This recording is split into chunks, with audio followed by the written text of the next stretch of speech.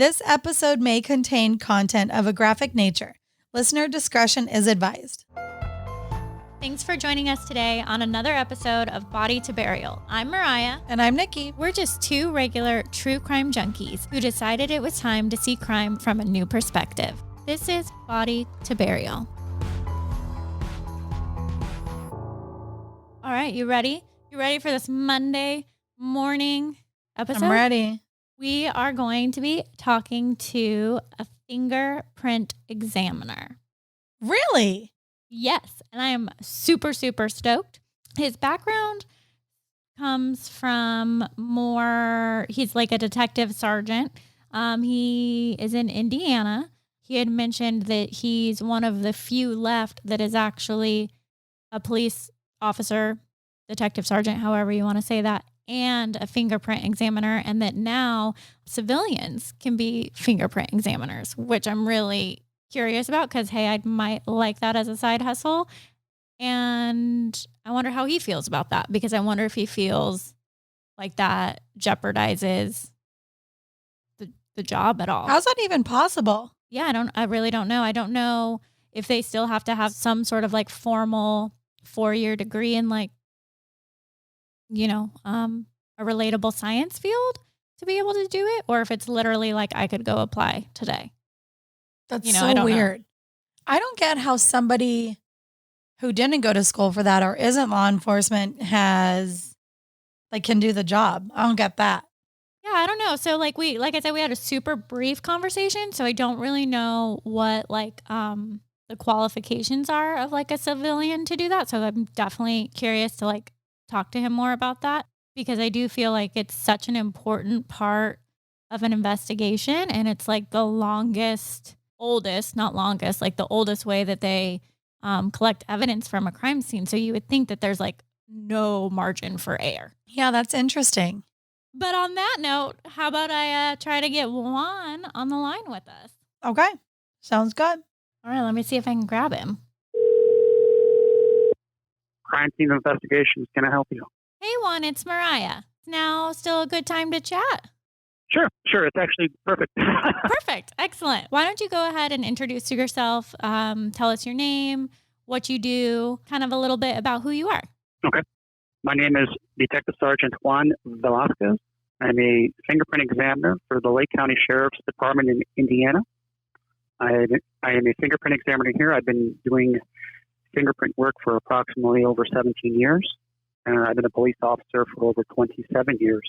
So tell me, what is a fingerprint examiner? Because obviously, I've watched like CSI and Dexter and all those, fun shows, and I see the lifting tape and the fingerprint brush. Is that pretty much what that job is? Are you going to crime scenes? Are you working in a lab? Right now, I work at a crime scene unit. As a fingerprint examiner, there are different kinds of fingerprints that I examine. There are 3 different types that we refer to. There are plastic prints, which are made by pressing fingers into like fresh paint, soap, clay, putty, tar, wax, and so on. And then there are visible prints, also called patent prints.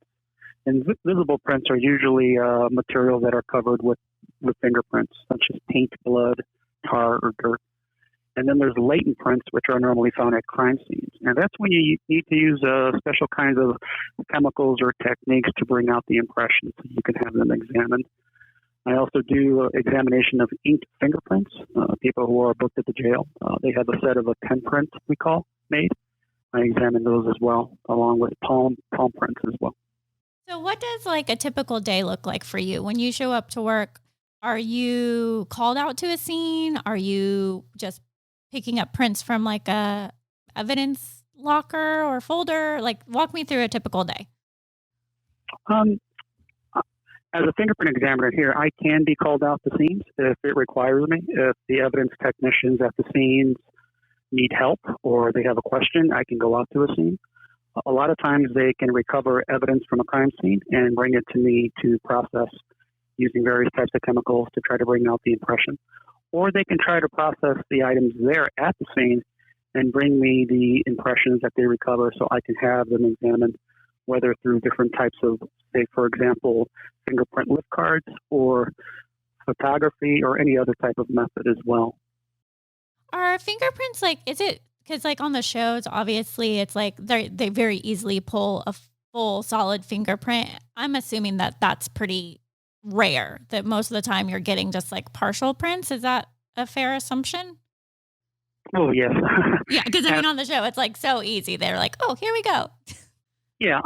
Many times you may get what's called like a partial print, or you may even get smudging or some type of distortion. You can have what's also called overlays, where it's multiple impressions over the top. But you just have to take your time and examine every little ridge, every little ridge flow, and try to determine. And once you get an impression, you have to determine, is it a fingerprint? Is it a palm print? Is it a footprint? Or is it any kind of print? If you have a partial print and say this person committed a crime like in, 2000 and they commit another crime in 2021 and you have that partial print, and then would you still be able to connect that to that person from 20 years ago, 21 years ago, because you have the partial? Yes, as long as there's enough detail in that partial. Well, there has to be enough ridge detail, ridge flow, as long as you can determine what exactly you have, able to identify. Yes, I'm working cold cases that we're using. I just worked at least 3 or 4 of them in which they recovered new evidence, and I was able to do the comparisons of people from cold cases using impressions that were lifted over 20 years ago. How does that work with new evidence on something that was 20 years ago? Is that just like they get a new suspect, or? It can be. It can be a new suspect, or the technology has changed as well. Back then, they didn't have what we have today, or the person may have never been arrested. There's no fingerprints on file where you can do the comparison. How long does like a fingerprint on a door handle or like on a car steering wheel, is there a time limit for that? As long as it's preserved well, that's the key word. It's preserved. There's cases and stories, I've read articles where they found ancient Egyptian pots with fingerprints still on them because they were preserved well. Wow, that's pretty cool. Yeah, fingerprints are fragile, but they're also strong if they're preserved well. So like when I volunteered at my son's school, I had to do like a formal background, and I had to go and do like my fingerprints, get them like taken. So are my fingerprints in your system? Did those systems link up, or only if I'm a criminal? No, only if you're a criminal, if you've been arrested for a crime. You would almost think it would be helpful that they all communicate, though. To a point, but I think through your rights as well, through privacy, if no crime was committed, it may violate your civil rights as well. So, well, I mean, I'm all for it. If it makes your guys' job easier, you can have my fingerprints. I'll be honest with you, as a fingerprint examiner, we probably don't want your prints because we have so many other prints to deal with as well. Fair enough. Fair enough. Yeah, because I remember kind of doing something like that at school, like when I like elementary school, middle school or something, where they took your fingerprints. It was like part of like, I don't want to say like DARE or something like that, but it was part of like a protect kidnapping thing. Like, so say someone gets kidnapped or something, then they have, I think, your fingerprints on file. I kind of remember that now that we're talking about fingerprints. Yeah, I actually did it to my own kids as well. I would do fingerprints, palm prints, and maybe even footprints as well. Is that something you recommend us doing? Because I have children and I've never done that. Every parent is different. As for me, though, I would keep in mind that I would do, for my kids, I would do fingers, palms, and feet as well. And I would keep it for myself if anything should happen, God hope not, but sure. There's always a chance, Why the palms? Like, what do you do with the palms? Is that part of the fingerprinting process? Yes. In our jail, we've been doing it. We were one of the first ones in our area to doing it. We have a database of that as well, palms. Keep in mind, not everybody touches things the same way. Palms can be left, it seems, just as much, if not even more, than fingerprints. Notice as you leave today, as you touch things, do you use the tips of your fingers? Something as simple as grabbing a doorknob or pushing a door, or you tend to leave that palm impression as well. Yeah, thinking about it, I usually do. I never push a door closed with my fingers. I just, like palm it, like pop it. And palm prints are divided into different sections as well as a fingerprint examiner. There's actually 4, to be honest with you. We divide those palms as well. So when we fingerprint somebody there at the jail, we take a palm impression, a full palm. Are palms unique? Like everyone has a different palm print, just like a fingerprint? Yes, palms are very unique. So are the feet, the soles of your feet. They're very unique. So when you're looking at a print, are there like particular identifiers, like markers that you're looking for that help you determine if you're looking at a palm or foot or a finger? Like, how do you start determining what part of the body it is? That is the very first thing we do, or at least I do, is I determine what exactly is it. Is it a finger? Is it a palm? Or is it a foot? Or is it even a print of all? There's times where people submit things to me and it's not even a fingerprint or a palm or a foot. The biggest way to do that, I would say, is to look at the ridge flow, the way the ridges flow. And for a fingerprint, you tend to look at what's called the core, which is the center of the print. And then you have what's called the delta, if there's a delta. And then you have to look for palms. There's creases, if there's creases in the palm, and so on, along with the foot. And is it something you're looking at with like your naked eye, or is it like a software, or? You could use your eye, but we have what's called a magnifier. It's about different shapes and sizes and different powers, like a 3.5 to a 4 to a 5. You can also put it on a screen, what we call a comparator. You can scan it into the computer, zoom in on it, darken it, lighten it, and so on. If you commit a crime and you are booked and all that, and then you do your fingerprints, are you automatically now into this like nationwide database? Are you only in where you specifically get arrested, the county or the city? And every state is different, I believe, but for the most part, like for our jail, they take a fingerprint card. A copy is sent to our jail, 1 copy is sent to me, and 1 copy is sent to the state police. If you have a serious crime, or you may have what's called an FBI number, where you've been arrested before, federally or so on, and you could have impressions to them as well. So you were a police officer before this? Yes, I still am. Oh, okay. So you still are doing but this is like a sub part of. Well, yeah, I'm just assigned here right now. We're one of the few, I would say, agencies in the area that still have police officers working in their crime scene unit. There are a lot still in the area, but not as much as it was before. A lot of civilians work our units as well, and throughout the U.S. So as a civilian that's coming in, they're still doing. Do you know what the requirements are for them? Like, is it something that like I could just go apply for myself? Like, what are the qualifications? Well, I'm sure you probably prefer to have like some type of science degree through college and so on. That would be probably a very good start. You would have to try to gain some kind of experience working with smaller departments so you can move up, and so on. Is there a lot of like, on a normal day for fingerprinting for you? How is that, like 20 come on your like desk if there's that many people? I wish I could show you a picture, but I can't. My office, you'll be amazed at the stuff I have in here. But yeah, it's very overwhelming. In this area where I work now in the county, in this part of the state, there's not many fingerprint examiners, or I should say court qualified fingerprint examiners as well. There's just a few of us here. What makes so you go to court? Yeah, what makes you court certified? Well, to be court qualified here, obviously you have to have the experience, you have to have the training, and obviously you have to be accepted in the courts for having that as well. I go through a lot of training. I go to different schools and so on, different conferences for that training. Are you able to get prints off of a body that has maybe been exposed to like fire or water? Like how...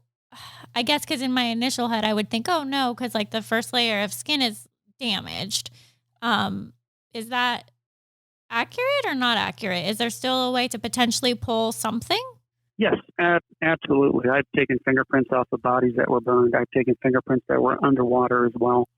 There are different methods. For the ones in the fire, as the body begins to burn, they begin to curl in, what they call the pugilistic pose. And their wrists begin to curl in and so on. A lot of times the thumb begins to curl in first, and then the fingers cover the thumb. So when the body is burned, I don't want to gross you out. No, you're not. This is fascinating. Okay. Keep going. Okay. Yeah. As the fingers begin to move in, they cover the thumb. So I just walk in there. I remove the fingers because they're already burnt. Just pull them off, and I have the thumb safe because it was covered by the fingers. Wow. And I can actually either try to get the impression if it's still intact, or I can try to cut the impression out using some type of scalpel as well. Or you can do what's called a casting, which we use microfill, which is a casting we use over the finger to recover a putty-like impression of the finger. Wow. That's incredible. And that's just a natural way. Like that's just what your hands and joints do. Just that's interesting. As you look at anything with fire begins to curl in. Paper even begins to curl in. The body does the same way. It begins to curl in. Your fingers, your legs, your whole body. I never would have thought that. Do your toes do that as well? I don't know about the toes. I've never examined the toes during the fire. I've never gotten that far. Oh, well, for the water, if they're in the water, their body's bloated, and sometimes during that, they have what's called skin slippage, where the skin begins to slip off and that can actually be pulled off, placed on your hand, of course, over a glove, and then you can roll the impression off the skin, place ink on the skin, and then roll it on a sheet of paper or whatever to get the impression. What do you think is like the biggest misconception with your job? Or like a question you get asked all the time that you're like, no, that's just not how we do things? Well, we always have a joke here at the office.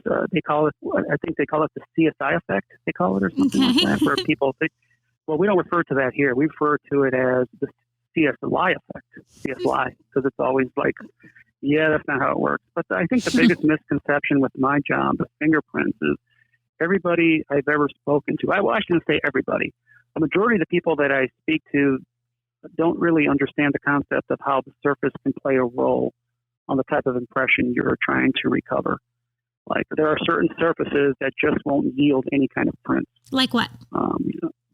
Like a rock can be very difficult to recover a print. It just depends. There's a lot of factors that go into place when you try to process something for a print. The surface is one. Also, how much oil and water the person can sweat. They can leave some type of debris on there to try to help the impression. How the impression is preserved, for example. Obviously, if it's raining or snowing, it might damage the print. So, I mean, there's a lot of factors to that, But I'll be honest with you, I went to a training class, and I was able to recover a fingerprint off a feather. What? Yes, and I was able to recover a fingerprint off a piece of chewing gum. Really? Yeah, but then there are some days where I can't recover prints off of anything.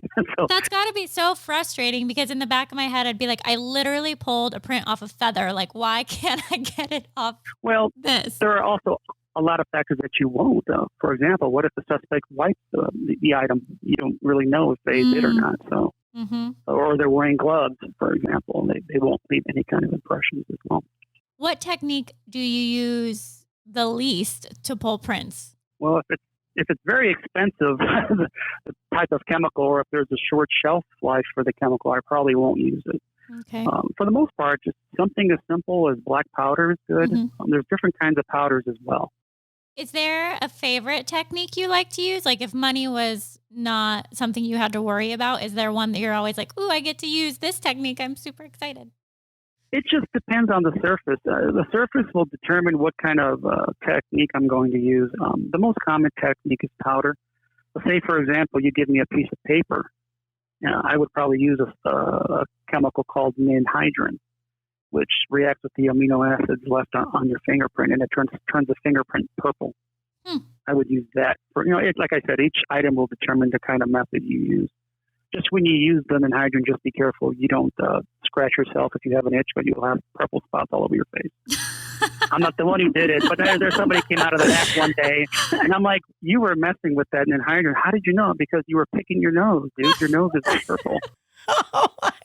I'm like, I'm mad, or you were doing. So remember, when you work with stuff, you wear gloves for a reason. You have to be careful. So. Yeah, that's funny. Do your kids, do they get excited do they know like what you do? I'm assuming. They do, but they're both in college with their own careers and lives, I guess. They're, Okay.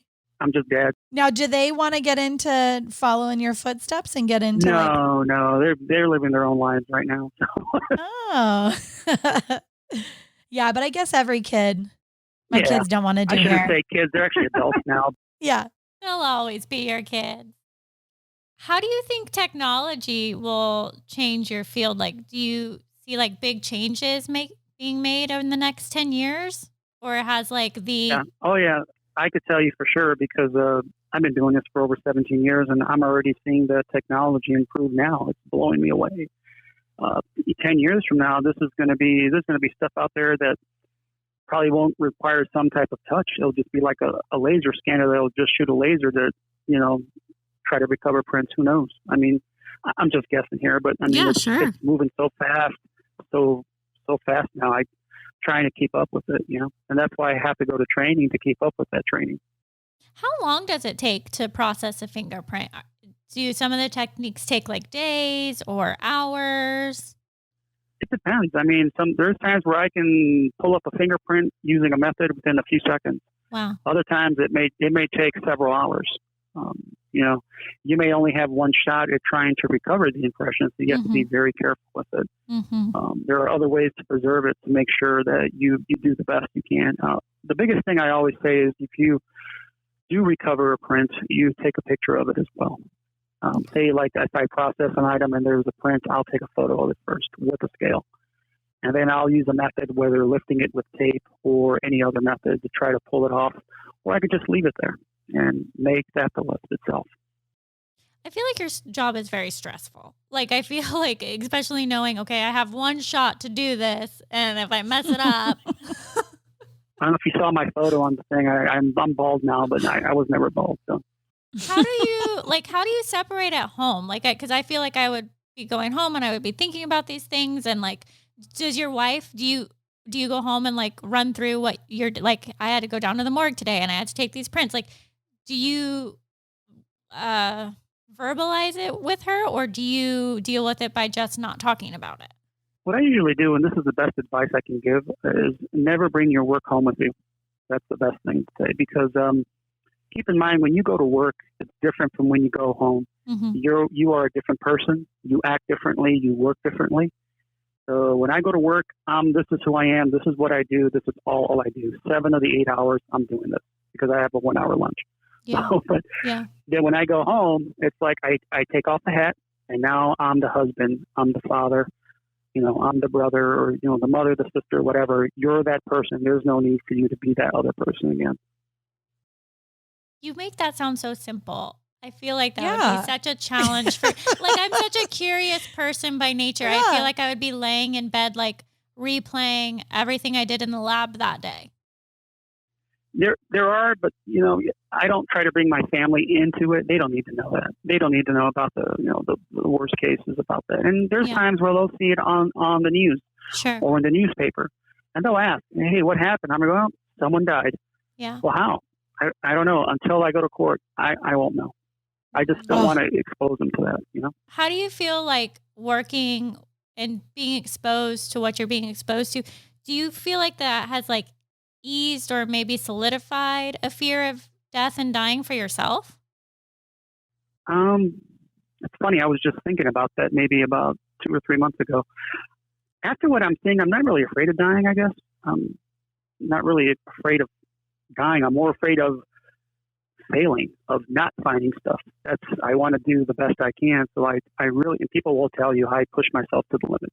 I will work overtime. I will do whatever I can to try to find something. I have to remain impartial and fair about it. But I've worked cases not only to help prosecute people, but I've worked cases to help clear people as well. That's got to be extremely rewarding. Oh, it is. It is. And it feels like a tug of war. It's like you're getting pulled on one side, you're getting pulled on the other. And the best way I can say it is I will provide to you the facts of the case, and whatever you want to do with those facts, that's up to both of you. So. Have you ever had to clear someone that's been in jail for a long period of time? Like new evidence has come out, or like say they committed a crime in like 1972 and then now fingerprinting, you can clear them or whatever? I wouldn't say a long time, The one I remember the most, there's a case where a soldier had just came back from the war overseas, and as soon as he came home, they had a warrant for his arrest, which didn't make sense because he was overseas. How could he have committed this crime? So to make a long story short, his attorney called me, and he brought him in, and I fingerprinted him. And I looked at the arrest of the time where the warrant was filed.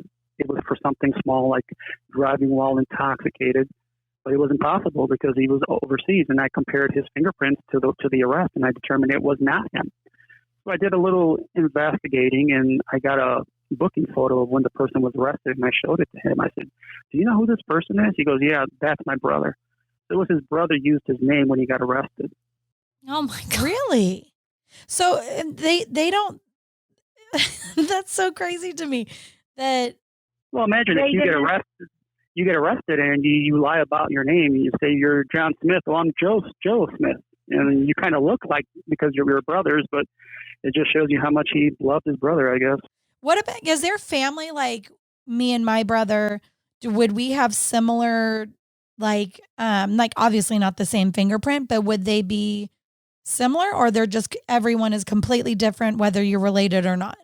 They can be similar. Identical twins are different, but there are the same. Say, for example, you can have the same pattern types, like loops and arches and whorls, and the same fingers, but it's those little details inside those fingers that make it different. I didn't even think about identical twins. I would think that it would be. I just had one last week.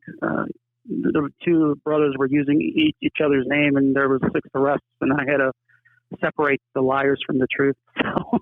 Oh my gosh! So yeah, that's of course, crazy. we were able to determine quickly because of one of the fingers was completely different. So, but I know why the brother did it because his crime was a lot worse than the other brothers. But When you're processing a crime scene, and you get called down to go, and let's say that there is a body there, are you processing the body prints there, or do you do that at the morgue? Like, what prints are you taking? Are you just taking prints around the crime scene and dealing with the body later, or do you do all of that at once? If I do get called out, which is rare, a lot of times it's because the evidence technicians require a different kind of method that they're not familiar with to try to recover the print. Okay. The last time I went, I was able to recover fingerprints off a door, bloody fingerprints off a door, using a different method, and I was able to have it recovered. As for the body, I usually wait till it comes down to the morgue. The only thing I'm trying to recover are their fingerprint impressions to see who they are, but that can be done at the morgue. When they're going to move the body to the morgue because you're going to do your prints there, do they cover the hands with any sort of like baggie or anything to protect it? Yeah, if they move the body, they're going to try to preserve as much as they can. They will cover the hands if they're going to do, say, for example, like nail scrapings or nail clippings or anything like that. So a lot of times what they'll do is they'll take the evidence from the body first before I go and fingerprint the body. Fingerprinting the body is one of the last things because evidence is more important. There could be evidence under the fingernails and the mouth and so on. What about surfaces like carpet? Like you wouldn't be able to, can you leave fingerprints on carpet? I've never seen it. If you suspect it, I guess you could probably swab it for DNA. That would be my recommendation. Okay. But yeah, there's some surfaces and some things that you can't get a fingerprint. Well, if it's cloth, it's going to be very difficult to recover prints on cloth. I mean, Nikki, he did pull a print off a feather, so he could probably that's what I was figure thinking. out something. Well, that's what I was thinking. I'm like, a feather is... There's actually, I have it here actually as we're speaking. There was a training class where they had us do it. I didn't think it was going to work, but if you research it, I'm sure other people have had the same class where we recovered the fingerprint or the fingerprint off the feather. Yeah, you would think that certain surfaces, like I would think for sure a feather would be not a place you could pull a print from. And I always say that if when in doubt, print it out. Just do it. You never know what you're going to get. I've gotten with some of the most strangest places you would never think. Something so simple, so small, that turned out to be some of the best prints that I've ever gotten. Like what? Tell us. The last one I could think of was a partially torn condom wrapper. Wow. I was able to get a fingerprint impression off of that. Wow. Because I think, That's glamorous. So it was, I guess they threw the wrapper away, but that part that they tore off is what they used. And I was able to process it and recover a fingerprint. So when you show up at a crime scene, like really anything and everything could have a print on it. So where do you begin deciding, okay, I'm going to check this, or are you literally checking wall to ceiling everywhere? I always recommend to the evidence technicians that are there, look for areas that might have been disturbed, something that might have been touched. Obviously, if the phone's off the hook, that was probably touched. Mm-hmm. If a vase is knocked over, that probably was touched. So you look for items that might have been moved or touched. Okay. Like a light switch. So where was this condom wrapper? Was it on the floor or in a trash can or? Let me think. Might have been inside the vehicle. Really? Okay. I'm just very curious now because I feel like I would be overwhelmed when I showed up at my job. Are you very curious or very concerned? Well, I don't know that I can, make myself. Hopefully not both. Yeah. Don't want to give myself away. I would think like when you go places and you just see like when you're off work, you're done with work, and like you see fingerprints like on like. We were just talking about that. I always get in trouble. I see things differently now, unfortunately. Like we'll go somewhere and they'll see something and they're like, "Oh, did you see this?" I'm like, "Yes, but did you see this little scratch over here?" And like, "No, I never even saw." I'm like, "Yeah, I look at things different, unfortunately." Okay, I have a random question, but what about like with COVID and like the fact that like let's say a crime happens in a public place and everybody's been like Lysol wiping everything down? Do those chemicals break down the fingerprints or like smear them? Like so COVID's kind of a bummer for you guys potentially. Pretty much. I mean, unless the suspect leaves their mask, then we have something, right? I mean, yeah. There you go. Yeah. I mean, yeah, it is. You're dealing with alcohol wipes and sanitizers. I mean, yeah, that's definitely can put a hamper. And then you had mentioned, again, this is just my curious mind going, but you had said that if like the fingerprints are preserved that for a long period of time.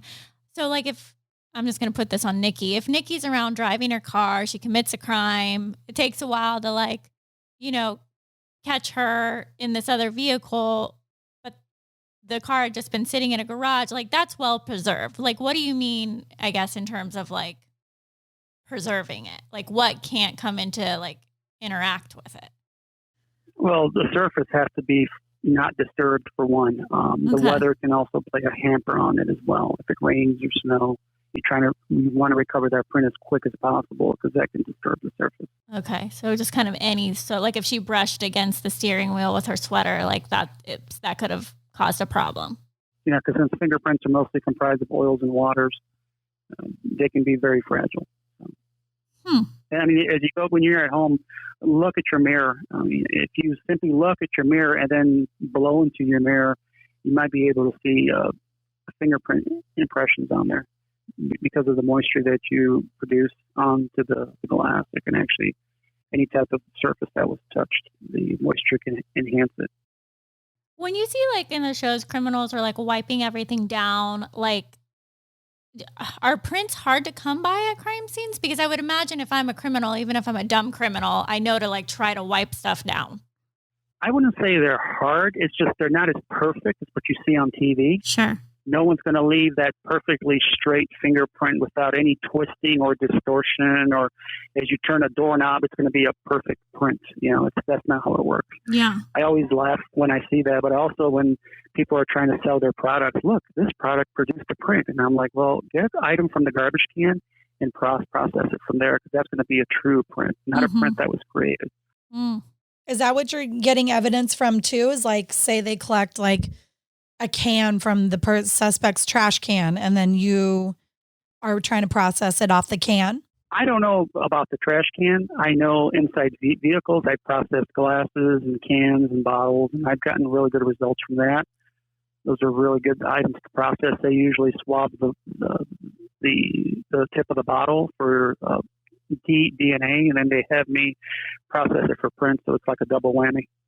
It also makes your job, like in the movies or like in TV shows, it makes your job seem like it's the quickest part of the whole process. Like, got his fingerprint. It's, so-and-so. And then it's done. And then that's just what, like going into this is what I thought, you solve it really quick. They just pop it into the computer and then there goes the. Oh no! Well, they only have an hour to solve the crime. Yeah, so they you have say you don't solve your crimes in 20 minutes.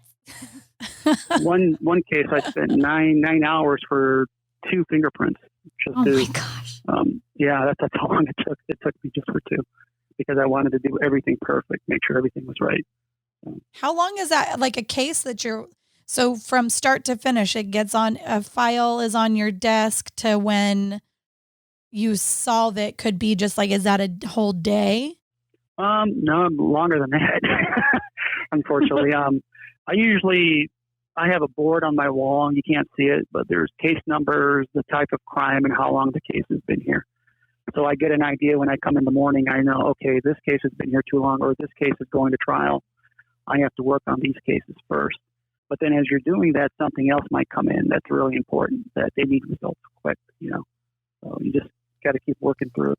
How often do you find out like what happened? Like after you've submitted you've done your examinations and you've kind of moved on, do you ever hear back at like, oh, hey, this one came back and we got it and case closed? Or do you just not really ever hear? Usually when I work a case, I submit the reports to the prosecutor's office, and then sometimes I go to court and I testify to those cases, and afterwards they'll call me back and tell me thank you, or or so on, or congratulations, you did good, or it just depends.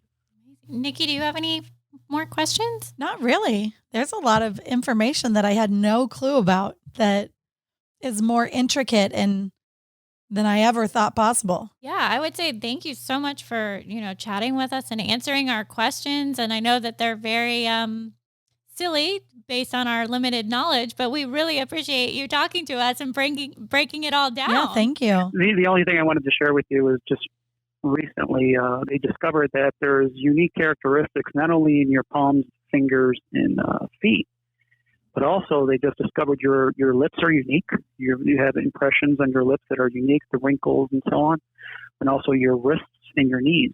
And now discovering that there is uniqueness, I guess, in those items as well. So pretty soon in the future, you might have people who are lip impression or lip comparisons and wrist comparisons and elbow and so on.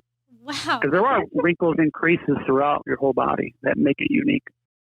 Yeah. I'm like seriously been staring at my hands the whole time we've been having this conversation. Like when did they start using, I have one quick question. When did they start using fingerprinting, like realizing that fingerprinting is a tool to solve crimes or to identify people? That goes way, way back, like in the 1800s. It first came to the Americas like in 1910 during the World's Fair, as far as I know. But prior to that, it was used in foreign countries. I mean, when you say identifying, that's different because people use them for other reasons. Like in China, they used them to put fingerprints on deeds to say that the person sold their land and so on. But they didn't determine that it was used for identifications for until a long time. It dates back until the 1800s. I mean, before fingerprinting, about 1853, there was a guy by the name of Alphonse Bertillon. He used an instrument to measure body parts, and that was the way they identified people prior to fingerprints. Then there was a case called the William West case that ruined his method, in which there are 2 people with the same name, with the same identifying shapes of body parts came. And then I think it was not until Henry Faulds in 1880, he actually published a book about how fingerprints are unique. But there's so many people involved. Henry Faulds, Sir Francis Galton, Sir Richard Henry, John Ferrier. There's just so many people involved in this. That's cool. I like history. So any sort of history, whether it's fingerprinting or wars or whatever, I find very fascinating. The first case ever used in the history was in Argentina, in which a fingerprint impression was compared of a woman who killed her child. And his name was Juan Velazquez, I think. What year was that? Oh, I have to think. I remember that case because that was pretty disturbing. 1892, Argentine police official. Yeah, that's it. Wow. See, I love stuff like that. All right, Maria, do you want to do this, silly? Yeah, let's close out with questions. This part is just kind of like fun and relaxed. I will ask you the one that we ask all of our guests. What song would be the perfect theme song for your job? Which one isn't, I guess? Simple Man, I guess. Ooh. What is one of your hobbies? I guess one of the hobbies that helps me relax from this, and I never told this to anybody, is probably I like to go fishing. And I go far away into a cabin, away from everybody, and I just go fishing on a boat for a week. I do it for every year for about over 20 years now. I actually go with another person or two other workers from here. We go near the Canadian border, just inside of Minnesota, and we are there for a week. That would be nice and relaxing. Yeah, until you see bears and then you run. All right, I've got another one. If you could provide your services on any crime case, past or present, which one would you have liked to work on? Oh, God, that's a deep question. I never even thought about that. I would say the Benet Ramsey case. Yeah. I would love to work that. Yeah, I would love to process and examine the prints on that case. That would be a good one. If you were at a dinner party, what would you tell people that is your job but isn't your job? I always tell it, and I do this a lot. My wife gets mad at me. I say I work in an office. That's all I say. I love it. What kind of office? Oh, just a boring office. And I do Paperwork. this all the time. Yeah, that's all I do. She's pretty good. My wife's pretty good about it. She respects it now. Before she used to get so mad. Now it's like, I just don't want to talk about it. Is there a certain smell that you associate with your job? Oh, yeah. Bleach. Bleach? Yes. Because when I go down to the coroners for the morgue, they're always bleaching everything. And every time I smell it, I always think of corpses now. Oh, that's awful. Well, there goes those like sparkling clean bathrooms. Now they're like tainted with death.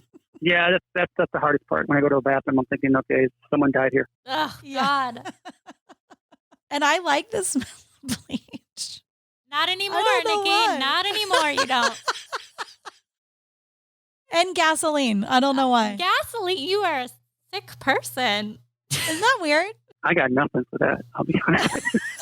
Yeah, that is weird. I will answer for him. That is very weird. He's very concerned that he agreed to talk to us. You don't like sneak into your bathroom and garage and like try to sniff this stuff, right? No, I don't try to sniff it. But if I'm pumping gas, I'm like, oh, I'm getting gas.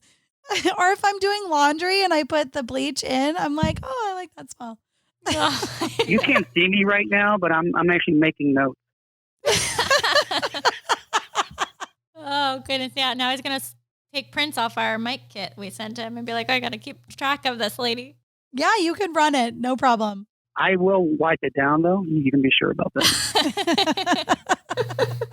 What would you be embarrassed to admit that you hoard? Man, I don't really. I'm the opposite of hoard. I tend to throw stuff away.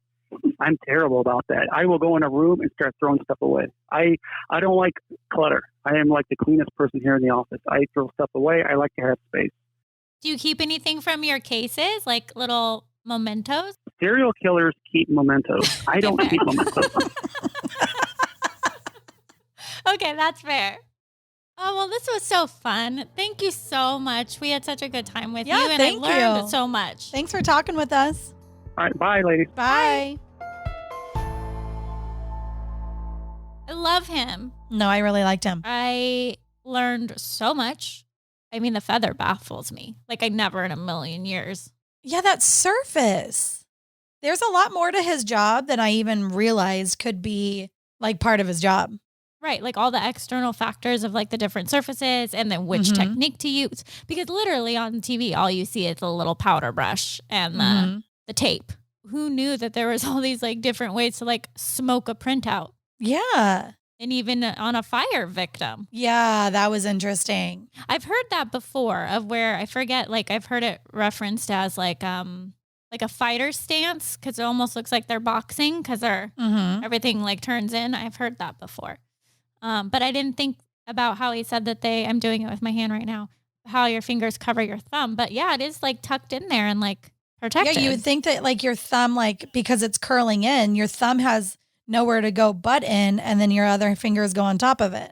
Yeah, because like if you do that, if you make that fist, like your thumb is perfectly covered. So when he pries your fingers open, I can't do it with my right hand because I just sliced my palm right where my thumb is, trying to open up a package with my scissors. great. Well, I guess now you won't be able to leave a full palm print anywhere. It'll be a little bit unidentifiable. It'll be a little puffy. So there you go. Not on my bleach and my gasoline can. Oh my God. I cannot believe you like those smells.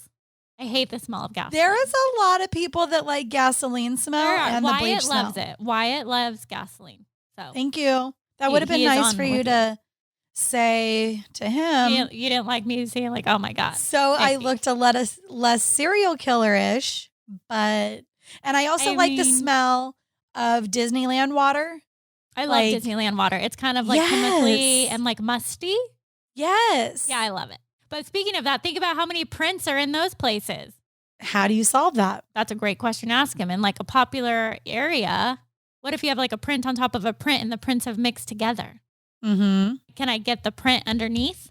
That would have been a good question to ask. Or are we just one together? We should have asked that one. We should have asked that one. Yeah. We might have to call him back. He was a great one. Yeah, he is really great.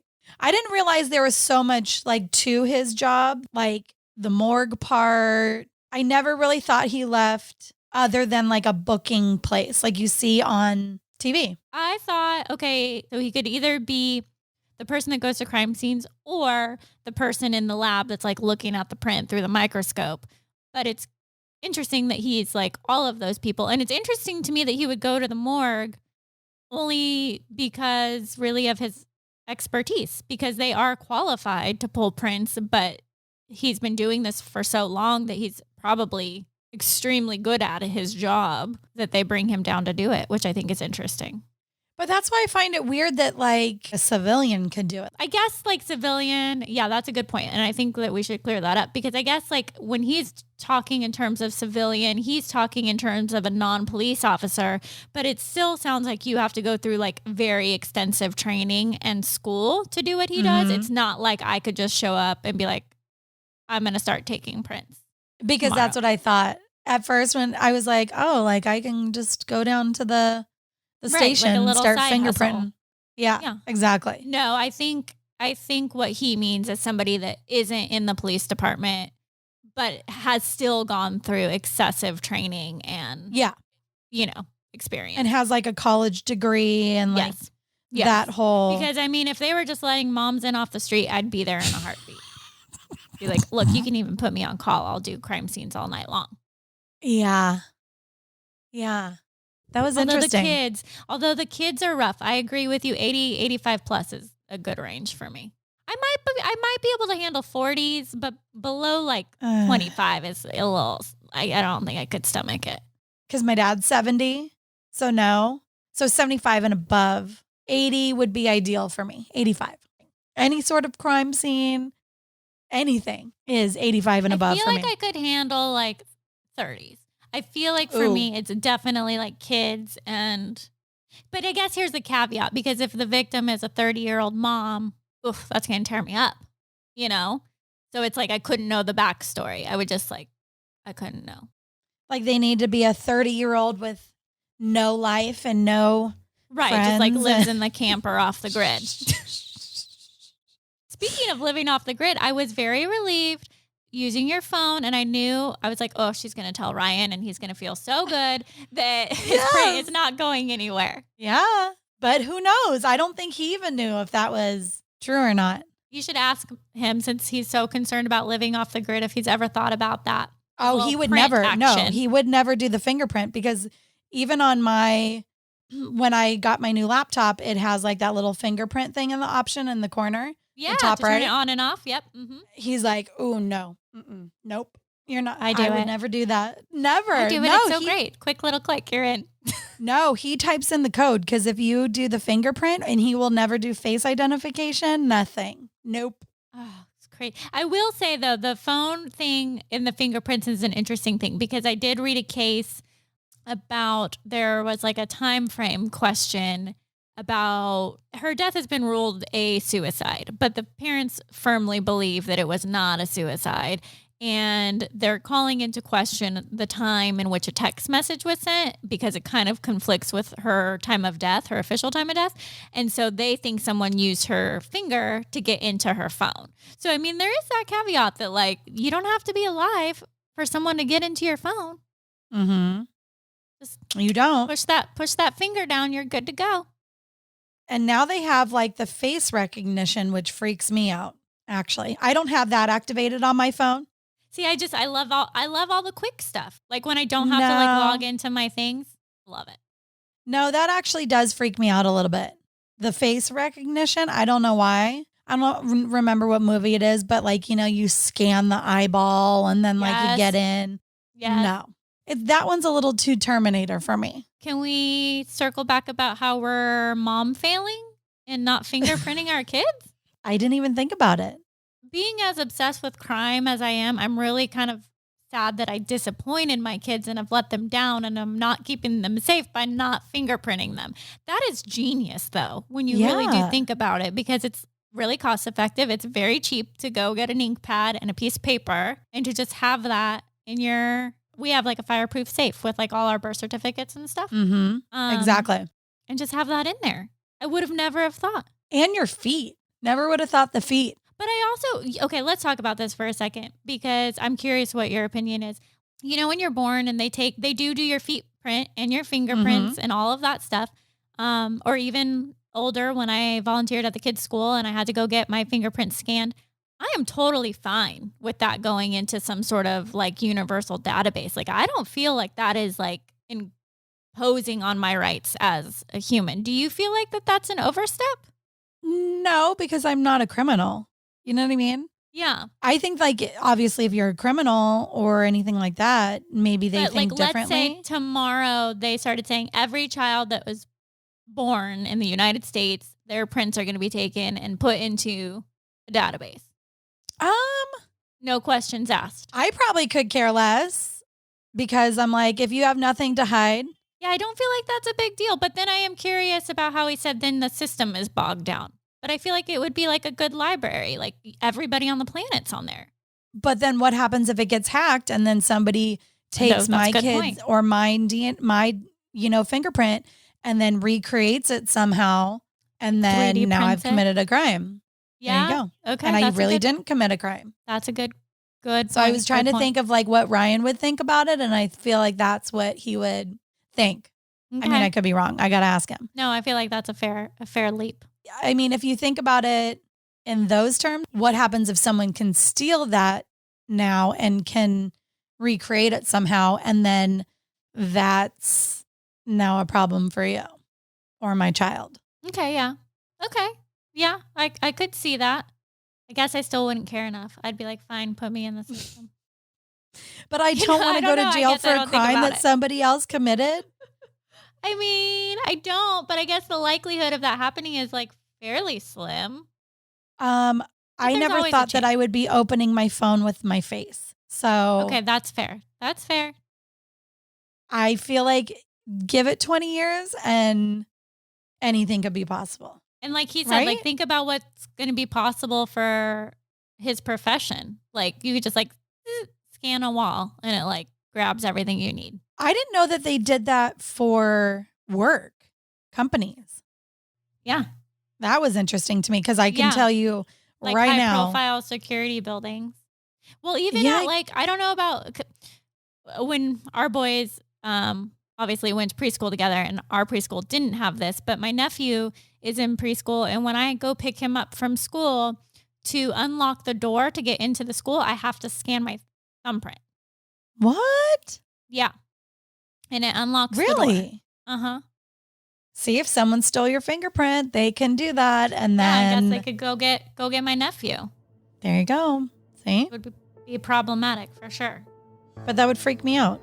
Because there are some things that I think about that obviously technology is good, but there's some things that are a little too Terminator for me. Mm-hmm. Makes me a little nervous. Fair enough. Skynet's coming. Thank you so much for listening and supporting us. We do encourage you to follow us at Instagram at Body to Burial. Hit us up on Twitter at Body to Burial. And you guessed it, you can send us an email to hello@bodytoburial.com. If you have any guest suggestions, just let us know. Please hit the subscribe button or follow button on whatever app you are listening to. Thanks so much, guys. See you next time.